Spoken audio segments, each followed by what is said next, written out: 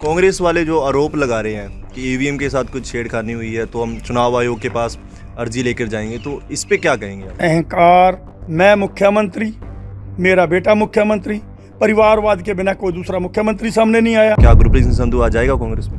आप सोचो कि बलवंत सिंह दौलतपुरिया कुछ करेगा? सरकार तो दूड़ाराम की है ना।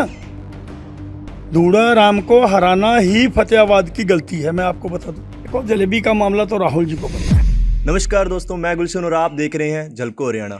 जैसे कि मैं आपको बता दूं, अभी फिलहाल ही विधानसभा के चुनाव हुए हैं हरियाणा के अंदर, तो रिजल्ट भी आ चुका है और हरियाणा के अंदर पूर्ण बहुमत से बीजेपी सरकार बनी है।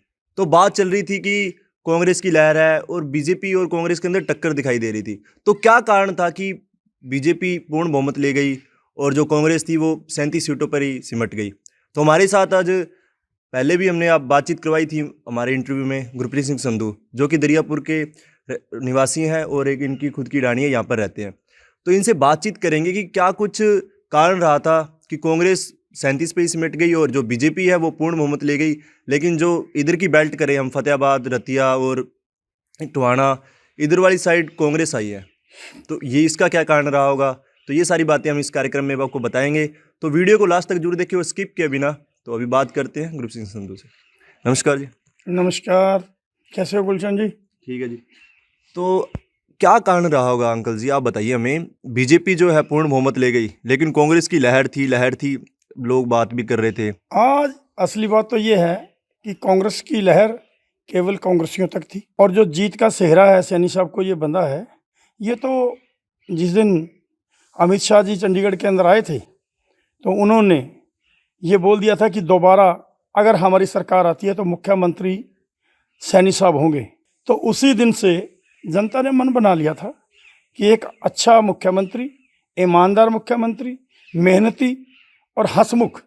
सबसे बड़ी बात है, आपने तो मेरे से बढ़ के देखा होगा कि जब भी सैनी साहब से बात होती है तो उनका चेहरा खिला मिलता है। तो खिले चेहरे को सलाम किया लोगों ने, हरियाणा की जनता ने मैंडेट के साथ। वो बोल रहे थे मुख्यमंत्री जी कि हमारी जो सरकार बड़े मैंडेट के साथ आ रही है, और वो सरकार थी भी। हवा में हम नहीं चलते, हवा में चलने वाली केवल वो हवा वाली पार्टी है जो कहती है हमारी सरकार थी। कांग्रेस हवा में चली है, हम जनता के अंदर चले हैं, और बिना पर्ची बिना खर्ची के ये रिजल्ट जो हैं आज आम जनता के सामने है कि अगर सरकार ने अच्छे कार्य किए हैं तो तभी तीसरी दफा सैनी साहब की सरकार जो है हरियाणा के अंदर बनी। तो जैसे कि बात करें हम यहाँ रतिया हल्के की बात करें, जब आप सुनीता दुग्गल जी के साथ रहे काफ़ी टाइम, यानी कि उनके साथ प्रचार प्रसार भी कर रहे थे, तो ऐसी क्या वजह रही होगी जो ज़्यादा मार्जिन नहीं है, 20-22 हज़ार वोटों का मार्जिन है जिससे सुनीता दुग्गल रह गए हैं? असली वजह तो यही है कि दूसरी पार्टियों के द्वारा जो डमी कैंडिडेट दिए गए। देखो, जो मंत्री जी हमारे रामस्वरूप जी रामा हैं, आईएनएलडी से टिकट ली, 6000 वोट में सिमटे। तो क्या उनको क्या मानोगे? आम आदमी पार्टी का टिकट मुख्तार बाजीगर को दिया। अगर वही टिकट बिब्बो अंदौरा जहाँ अंग्रेज लाली को टिकट होता तो कम से कम 10-10, 15-15 हज़ार वोट ये दोनों पार्टियां लेती तो जर्नैल सिंह को हम हराते। लेकिन जो वोट हमने कोशिश की कि इसको बीजेपी में डाइवर्ट किया जाए, लेकिन वही लोकसभा की तर्ज पे उन्होंने काम किया और उस वोट को उन्होंने कांग्रेस की तरफ पक्ष में चले गए। तो अभी कांग्रेस वाले जो आरोप लगा रहे हैं कि ईवीएम के साथ कुछ छेड़खानी हुई है तो हम चुनाव आयोग के पास अर्जी लेकर जाएंगे, तो इस पे क्या कहेंगे आप? देखो, वो बचपन में आप में भी स्कूल में पढ़े और मैं भी पढ़ा हूँ। आपको पता है, जब मुख्य अध्यापक या अध्यापक के पास कोई भी बच्चा शिकायत लेके जाता है, शिकायत लेके जाना वो बच्चे की आदत होती है। और इसी तरह मैं मानूंगा कि कांग्रेस वालों की जो है ना वो आदत बन चुकी है। हमेशा यही काम होता है। अगर ये काम नहीं होना चाहिए तो कम से कम ये बता दो कि पिछले इतने सालों के अंदर इतने इलेक्शन हो गए तो कांग्रेस सड़कों पर तो कभी कभी उतरती है, लेकिन उसने इलेक्शन कमीशन के आगे ये क्यों नहीं कहा कि बैलेट पेपर पे चुनाव करो? और हुआ क्यों नहीं हिंदुस्तान की जनता से? और जनता ने तो ये देखो, मैं सच बोलता हूँ कि एक ऐसी बीमारी है जिसका बरसों इलाज चलता है और उसका इलाज नहीं हो पाता, और हरियाणा की जनता ने 1 मिनट के अंदर इलाज कर दिया। 10 साल से मैं मुख्यमंत्री, मेरा बेटा मुख्यमंत्री, परिवारवाद के बिना कोई दूसरा मुख्यमंत्री सामने नहीं आया, लेकिन हरियाणा की जनता ने एक दिन के अंदर सबके सब ध्वस्त करके रख दिए। यह तो आपके सामने है। तो हुड्डा जी अभी चले गए थे दिल्ली, सभी उनके रथ जो घोड़े थे वापस बुलाए गए, तो उनका कॉन्फिडेंस अप तो था, लेकिन डाउन कैसे हुआ? देखो ऐसा है, घोड़े अस्तबल के साथ वो आए, जी वापिस चले गए, जी। लेकिन इसी तरह से बना रहेगा। आगे जनता इनको कुछ भी नहीं समझेगी, अभी नहीं, आगे देखो क्या होता है। तो एक इससे भी बुरा एक जलेबी की बात करते हो, तो जलेबी के बारे में बताएं हमारे दर्शकों को, कि कुछ यहाँ के जो लोग हैं उनको नहीं पता कि जलेबी का असली मामला क्या है। देखो, जलेबी का मामला तो राहुल जी को पता है, और वो हमारे भी, मैंने भी पार्टी के अंदर काम किया है, आदरणीय रहे हैं, और उन्होंने जिस स्वभाव से, जिस लहजे से जलेबी की बात की, जनता दूसरे हिसाब से लेगी, भाई क्या करें। तो जलेबी है, जलेबी रहेगी फूट की। अच्छा, तो अभी उन्होंने डब्बा भी भेजा है राहुल गांधी जी के घर पे। हाँ, तो फिर सैनी साहब ने तो देखो इतने बड़े लीडर की कदर की है, अच्छी बात है। मैं तो कहता लड्डुओं का भी एक भेज देते, अच्छी बात थी। जलेबी का डब्बा जाना उनकी फेवरेट चॉइस थी। उन्होंने देखा कि ऐसी जलेबी मैंने कभी नहीं खाई, तो उन्होंने अच्छा किया सीएम साहब ने। तो आप मुझे ना ये बताइए कि कांग्रेस की कहाँ गलती रही होगी? लहर तो थी, लेकिन कहाँ चूक गए वो कि वो अपनी सरकार नहीं बना पाए? अहंकार कोई गलती नहीं रहने देता। अहंकार अहंकार होता है। वो अहंकार जो है इनके सिर पे चढ़ के बोल रहा था, और हमें पता था कि ये ज़्यादा दिन चलने वाला नहीं।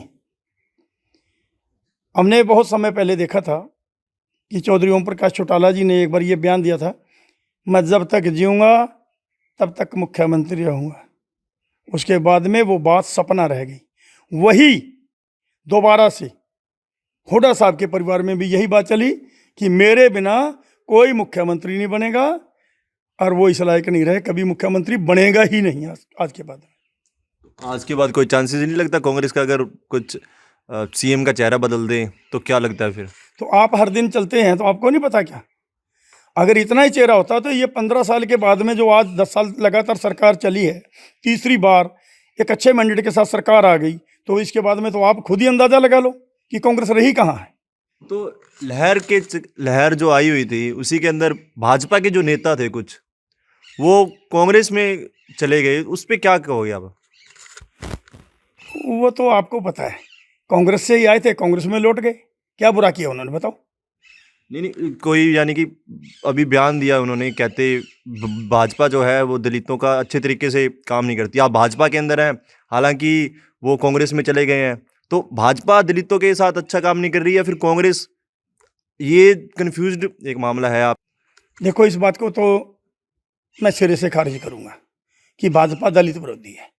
अगर भाजपा दलित विरोधी है तो कांग्रेस ने जो कुछ किया है वो तो जनता के सामने है।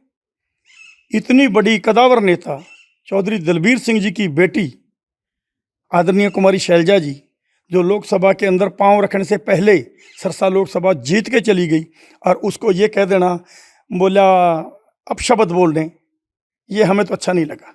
और मैं कहता हूँ कि ये अच्छी बात है। ये जो सरकार बनी है ये केवल SC-BC की बनी है, क्योंकि इन लोगों ने ये ठान लिया था कि जो हमारे किसी भी नेता का अपमान करेगा उसे हम सहन नहीं करेंगे, और वो नहीं किया। जैसे कि अभी आपने पिछले इंटरव्यू में कहा था कि गुरप्रीत सिंह संधू हमेशा दोस्त रहा है अशोक तंवर का, तो क्या अब अशोक तंवर तो चले गए हैं कांग्रेस में वापस, तो क्या गुरप्रीत सिंह संधू आ जाएगा कांग्रेस में? नहीं, ऐसा कुछ नहीं है। मैंने कहा था वो मेरा दोस्त नहीं है, मेरा बेटा है, मैं आज भी कहता हूँ। लेकिन वो छोड़ के गए, किन परिस्थितियों में गए वो उनकी सोच है, निजी फैसला है। अब निजी फैसला वो हर दिन लेते रहेंगे तो मुझे भी सोचना पड़ेगा। परिवार नहीं छोड़ूंगा, परिवार है, वो मेरा बच्चा है, मैं बच्चे को कैसे छोड़ सकता हूँ? माँ अपने बेटे को छोड़ सकती है, बाप बेटे को छोड़ सकता है, तो मेरा माँ बाप का रिश्ता है वहाँ, लेकिन वो रिश्ता अपनी जगह रहेगा। लेकिन मैं आज आपको बता दिया, आपने देख भी लिया है कि सुनीता दुग्गल जी के साथ हम चले हैं, और हमने अपना आखिरी दम तक चुनाव भी लड़ा है और मेहनत भी की है। और दरियापुर के अंदर मैंने 3 दिन पहले बोल दिया था कि रिकॉर्ड मतों से जीतेंगे, लेकिन 562 वोट से दरियापुर के लोगों ने बीजेपी पार्टी को जिताया है। और ये एक छोटी बात नहीं है, रिकॉर्ड तो फिर भी हमारे सिर है।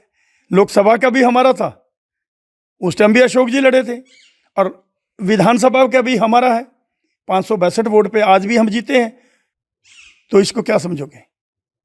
मैं मेरे परिवार को, गांव को मेरे हिसाब से छोड़कर राजनीति, लेकिन वो पारिवारिक रिश्ते हैं, कब क्या हो राजनीति के अंदर ये कोई बड़ी बात नहीं होती। और ये भी मैं ऐसा भी करूँगा, मेरी फ़ोन से बात भी हुई है जी मेरे बेटे से मुलाकात भी हुई है, उसको खारिज नहीं करता, लेकिन पारिवारिक रिश्ता हमेशा बना रहेगा। पार्टियां दो चलेंगी, तो आपस में विवाद भी तो होंगे। नहीं मैं फिलहाल आपको बता दिया कहीं भी जाने वाला नहीं हूं। नहीं जाने वाले कहीं भी।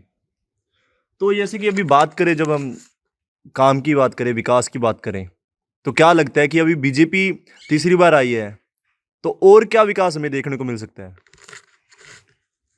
देखो, विकास की बात यह है कि इंडस्ट्रियल पे भी हमें काम करना पड़ेगा, बड़ी फैक्ट्रियां भी लानी पड़ेंगी, रोड बन गए हैं, रेलवे का समाधान होगा। अगर रेल की सीटी बच गई तो फर्श से अर्श में भी जाएगा ये एरिया, कोई शक की बात नहीं है। रेल के ऊपर तो देखो अशोक तंवर जी ने काम किया है और सुनीता दुग्गल जी आज भी कर रही हैं, और उन्होंने तो अपने इस चुनाव प्रचार के माध्यम से लोगों को बिल्कुल कहा स्पष्ट भी जो रेलवे की सिटी में बजाऊंगी, और अगर उनकी कोशिश चली तो वो बजेगी। अभी फतेहाबाद यहाँ यानी कि जो ज़िला है यहाँ का दरियापुर का, तो यहाँ पर कह रहे हैं कि अभी रेलवे आना चाहिए, स्टेशन बनना चाहिए, रेलवे का लाइन निकलनी चाहिए यहाँ से। तो दूड़ाराम 10 साल से यहाँ विधायक थे, तो उनके कार्यकाल में ये नहीं हो पाया। तो अभी बलवान सिंह दौलतपुरिया कांग्रेस के जो प्रत्याशी थे वो अभी जीत के आए हैं।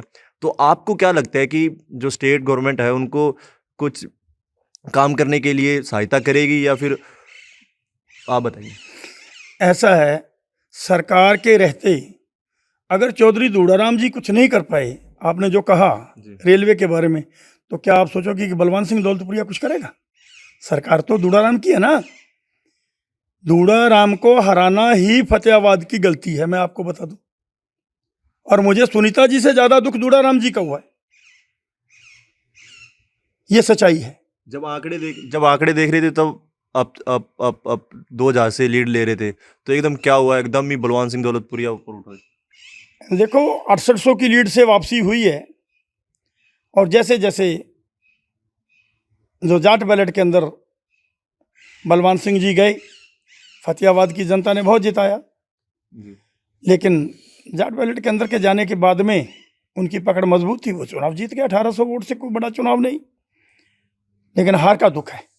तो क्या लगता है कि अभी आने वाले अगर अगले 5 साल देखें, तो सुनीता दुग्गल का क्या लगता है कि अगर नेक्स्ट टाइम भी एमएलए के लिए रतिया से ही सीट लेंगे या फिर कहीं और एरिया? देखो, सुनीता जी जो आज का फिलहाल जो मौके पे, सुनीता रतिया कभी भी नहीं छोड़ेगी। अब सबसे बड़ी सुनीता जी की जो हम प्रचार में गए तो हमको जो कमी खिली वो ये रहा, लोगों ने कहा कि ये चुनाव जीतने के बाद में हमारे पास आए नहीं। उससे लोग नाराज थे थोड़ा, उस नाराजगी को हम दूर करेंगे, रतिया संभालेंगे, रतिया के अंदर रहेंगे और रतिया से ही चुनाव लड़ेंगे। अच्छा, रतिया हमारा रतिया हो गया। तो आपका क्या लगता है कि अभी कुछ इलेक्शंस आ रहे हैं, तो आपकी क्या रणनीति रहेंगी इलेक्शंस को लेकर? जिला पार्षद का हो गया, सरपंच का हो गया, तो उसमें आप भी कुछ गतिविधियों में शामिल होंगे? देखो, ये सोचने की बात है, ये वक्त बताएगा, वक्त बताएगा। और जनता का माहौल क्या है। अगर लोग चाहें तो आप दरियापुर में देख लो ना, मेरे परिवार के तो 6 वोट ही है ना, तो 4 चुनाव दरियापुर के अंदर लड़े हैं और मजबूती से लड़े हैं। आगे की घोषणा क्या कर सकते हैं, देखेंगे, जो भी होगा अच्छा होगा जी। तो अभी बात की हमने यहाँ के जो प्रवक्ता है, बीजेपी के प्रवक्ता गुरप्रीत सिंह संधू, तो अभी इन्होंने बहुत कुछ हमें ऐसा कुछ बताया है जो कि कांग्रेस और बीजेपी का जो निचोड़ निकाल के हमें बता दिया है। तो ऐसे ही वीडियो और भी आपको इसी चैनल पे मिलेंगी, तो झलको हरियाणा को सब्सक्राइब कर ले। और तो मिलते हैं एक नेक्स्ट वीडियो के साथ। कैमरामैन सोनू के साथ, झलको हरियाणा, गुलशन।